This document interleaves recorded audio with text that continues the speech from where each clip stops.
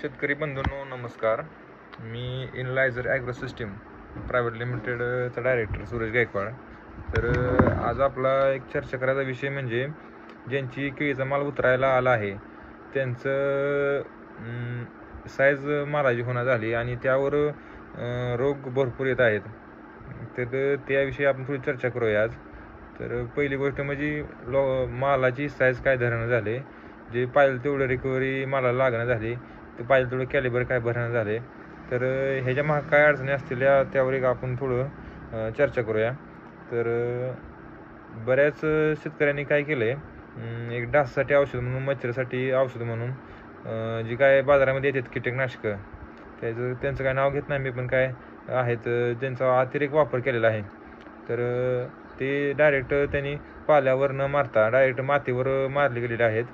त्यामुळे मातीतील जे पोटॅश मोबिलायझिंग बॅक्टेरिया असतात, पहिल्यांदा ते बॅक्टेरियाचा पूर्णपणे नाश झाला असणार आहे. आणि त्या जास्त कीटकनाशक वापरल्यामुळे मुळीचा पण वाढ पूर्ण थांबलेली आहे, रान घट्ट आलेलं आहे. त्यामुळे काय जे न्यूट्रियन्स, जे पोटॅश अपटेक होणार आहे ती काय आता चालूला होत नाही. त्यामुळे तिथं माल काय ती पकडण झाले, किंवा तो माल जागेला पिकतोय पण तो काय साईज धरण झाला आहे. आणि दुसरी एक गोष्ट, मी अशाच एका ह्या व्हिडिओ बनवायच्या एक जणाला कॉल केला होता, तज्ज्ञ माणसाला. तर त्यांनी पण मला काय सांगितले की ज्यांच्या प्लॉटची लागवड दाट आहे, जशी की 6x4, 6.5x4 किंवा 6.5x6, 4.5 ह्यामध्ये सुद्धा जी लागवड अंतर कमी असल्यामुळे त्यामुळे सुद्धा तिथे साईज पकडून गेली असं त्यांचं म्हणणं आलं. साईज ही रेग्युलर 7-5 हीच पाहिजे, तरच मालाची साईज, त्याची किपिंग क्वालिटी, त्याची केळाची संख्या ही वगैरे व्यवस्थित मेंटेन होणार आहे. आणि दुसरी गोष्ट, मालावर येणारी डाग. बऱ्याच ठिकाणी मालावर काही जीवनाजन्य करपा डायरेक्ट मालावर येत आहे. आपण त्याला म्हणतोय मच्छर स्पॉट आहेत किंवा काय, तर ते एक बॅक्टेरियल स्पॉट आहेत.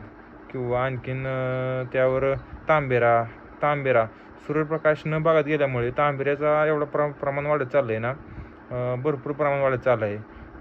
त्याच्यासाठी तुम्ही एकच पर्याय की तुम्हाला लागवड करताना 7-5 या अंतराने लागवड करायची आहे. ज्यांची लागवड दाट झाली आहे त्यांच्या प्लॉटला तर भरपूर तांबऱ्याचा अटॅक झाला आहे. आणि त्या ठिकाणी कोणतेही बुरशीनाशक काम करणं झाले, कारण प्रॉपर जर सनलाईट प्लॉटमध्ये नसेल तर आपण जी सिस्टमिक फंगिसाईड देतोय ती कामच करत नाहीत ना. मग त्यामुळे तिथं एक मोठा प्रॉब्लेम येत आहे. तुम्ही कुठलं बी आमिस्टार टॉप घ्या, आणखीन आमिस्टार घ्या साधं, किंवा कार्बन डेंजिम घ्या, तुम्ही जे तुम्ही हाय क्वालिटीचं सिस्टमिक फंगिसाईड वापरताय, म्हणजे आंतरपाय बुरशीनाशक वापरताय, ते तिथं काम करत नाही.